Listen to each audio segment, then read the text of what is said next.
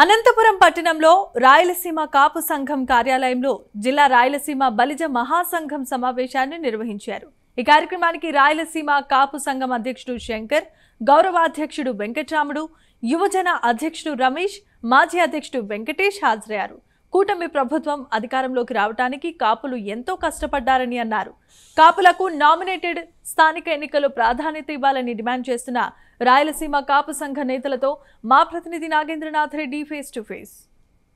ప్రభుత్వం అధికారంలోకి రావడానికి కాపులు తమ వంతు కృషి చేశారు. ఈరోజు మొత్తం రాయలసీమ వ్యాప్తంగా కూడా బలపడ్డారు. అంటే చాలామంది కూటమి సంబంధించిన నాయకులు ఎన్నికయ్యారంటే ఈరోజు కాపు సామాజిక వర్గానికి సంబంధించిన నాయకుల సపోర్ట్ వల్లే ఇదంతా జరిగిందని చెప్పొచ్చు.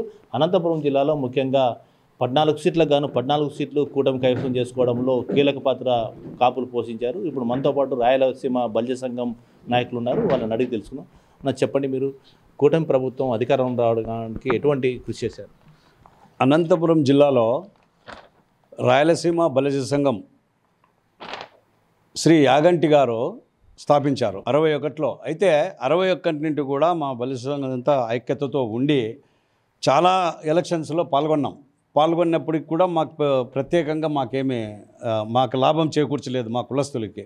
కాకపోతే ఈ సంవత్సరం జరిగిన ఎన్నికలలో ఖచ్చితంగా మహాబలి సంఘం తరపున మా అనంతపురం జిల్లా మొత్తం అంతా ఏకతాటిగా పనిచేసి బలిజలంతా కలిసి ఓట్లేసి తెలుగుదేశం పార్టీ ప్లస్ పవన్ కళ్యాణ్ గారు ఇద్దరు కలిసిన దానికి, బీజేపీతో కూడా కలిసి 3 కూటమి అయిన దానికి మేము దిగ్విజయంగా అందరికీ ఓట్లేసి మా వాళ్ళందరినీ గెలిపించుకున్నాం. ఈ బలిజ సంఘం తరపున రాబోయే దాంట్లో కూడా మేము ప్రాముఖ్యత ఉంటుందని చెప్తున్నాం. ఇంకొకటి, ఇప్పుడు నెక్స్ట్ వచ్చే నామినేటెడ్ పోస్టులు ఖచ్చితంగా మా బలిజలకు ఇవ్వాలని గట్టిగా 2 జిల్లాలో కలిపి, సంయుక్తంగా 2 జిల్లాల్లో కూడా కలిపి మాకు ఇవ్వాలని మేము అడుగుతున్నాం. ముఖ్యంగా మీరు చెప్పండి, కాపులకు సరైన ప్రాధాన్యత ఇవ్వట్లేదు గతంలో కానీ అనేక సందర్భాల్లో. గత 2024లో కూడా కాపు సమాజం కూటమిలో భాగంగా కాపు సమాజ వర్గానికి చెందినటువంటి వ్యక్తులకే సీటు వస్తుందని ఆశించారు.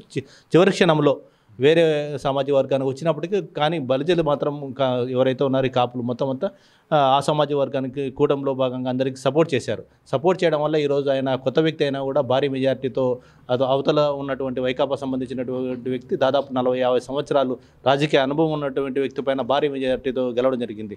ఇప్పుడు కాపులు ఎలాంటి మీరు డిమాండ్ కోరుకుంటున్నారు? ఈ రాష్ట్రంలో కాపు, బలిజ, తెలగ, ఒంటరి కులాలు ఎక్కడ మొగ్గు చూపితే ఆ పార్టీ విజయం సాధిస్తుందనేది ప్రతి ఒక్కరికి జగమేరిన సత్యం.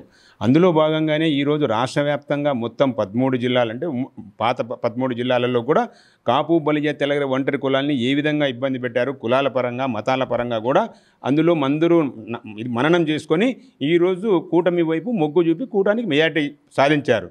అందులో భాగంగా మేము అనంతపూర్ జిల్లా నుంచి కోరేది ఒకటే, అనంతపూర్ జిల్లాలో ఉన్నటువంటి పని చేసినటువంటి పార్టీ నాయకులు ఎవరైనా కానీ వారికి సముచిత న్యాయం కల్పించాలి.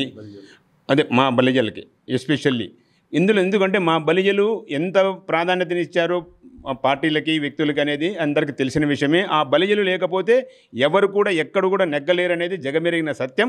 కాబట్టి బలిజల్ని అందరు నాయకులు కూడా అందుబాటులో తీసుకొని అందరూ సమన్వయంతో ముందుకెళ్లారు.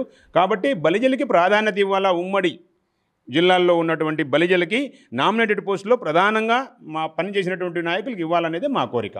ఇంకా ఇక్కడ మనతో మాట్లాడడానికి రాయలసీమ మాజీ అధ్యక్షులు వెంకటేశ్వర ఆయన అడిగి తెలుసుకున్నాం. మీరు చెప్పండి, గతంలో మీరు బలిజ సంఘం అధ్యక్షుని కూడా పనిచేశారు. ఎటువంటి డిమాండ్స్ ముందు కాపును ఎలా డెవలప్ చేయాలనుకుంటున్నారు? కాపుల్ని డెవలప్ చేయడం అంటే ఇక్కడ ప్రతి ఒక్క కార్యక్రమం రాయలసీమ బలిజ సంఘం తరపున కార్యక్రమాలు చేస్తుంటాం. మా వాళ్ళకి ఏ చిన్న ఇబ్బంది వచ్చినా, ఏ సమస్య వచ్చినా ఆ సమస్యల్ని మా సమస్యలుగా తీసుకొని వాళ్ళకి కావాల్సిన న్యాయం చేయడం జరుగుతుంటుంది. మొత్తం ఇక్కడ కాపులకు సంబంధించి గతంలో కూడా గత ప్రభుత్వంలో కూడా అనేక ఇబ్బందులు పడ్డాము. కానీ ఈ ప్రభుత్వంలో ఎవరికైతే సామాజిక వర్గానికి సంబంధించినటువంటి వారికి ఆఖరి వరకు సీటు వస్తుందన్న రాకపోయినప్పటికీ మొత్తం అంతా మేము ఈరోజు అందరినీ చేస్తున్నాం. ఇప్పుడు మనకు సంబంధించి ఈ బలిజ సంఘం యువ నాయకుడు ఉన్నాడు, ఆయన అడిగి తెలుసు. చెప్పండి రమేష్ గారు, మీరు ఇప్పుడు కాపు సామాజిక వర్గానికి సంబంధించి గతంలో నామినేటెడ్ పదవులు కూడా కావాలనేసి ఎంతోమంది డిమాండ్ చేస్తారు. ఇంకా ఎలాంటి పదవులు ఆశిస్తున్నారు? ఇప్పుడు కూటమి ప్రభుత్వానికి బలిజలందరూ కలిసి రాయలసీమ బలిజ సంఘం ఆధ్వర్యంలో బాధ్యత తీసుకొని ఉమ్మడి జిల్లాల్లో అందరూ ఒక తాటిపైకి వచ్చి తిరగడం జరిగింది. ఎవరికి టికెట్ ఇచ్చినా సరే బలిజ సంఘం వెన్నంటే ఉంటుందని చెప్పి ఆ రోజు మాట ఇచ్చిన ప్రకారం ఈ కూటమి ప్రభుత్వంలోని నాయకులందరినీ గెలిపించుకోవడం జరిగింది. ఇప్పుడు బలిజలు ఎంతగా కృషి చేసి గెలిపించారో ఇప్పటికే అందరికీ అర్థమైపోయింది. కాబట్టి ఇప్పుడు ఒకటే విన్నవం, ఖచ్చితంగా అంటే మా డిమాండ్ ఏంటంటే బలిజలకి ప్రాముఖ్యత ఇస్తూ ఇప్పుడు వచ్చే నామినేటెడ్ పోస్టులలో ఖచ్చితంగా మా బలిజలకు ప్రాముఖ్యత ఇచ్చి బలిజలకు ఖచ్చితంగా నామినేటెడ్ పోస్టులో వచ్చే విధంగా చేయాలని చెప్పి మేము డిమాండ్ చేస్తున్నాం. కాబట్టి స్థానిక ఎన్నికల్లో మీరు ఎలాంటి డిమాండ్ కోరుతున్నారు? స్థానిక ఎన్నికల్లో కూడా వచ్చే ఎన్నికల్లో మేయర్ పదవి మాకు బలిజలకు ప్రాధాన్యత ఇవ్వాలని చెప్పి, మా బలిజల్లో ఎవరికైనా పర్వాలేదు బలిజలకు ప్రాధాన్యత ఇవ్వాలని చెప్పి మేము డిమాండ్ చేస్తున్నాం.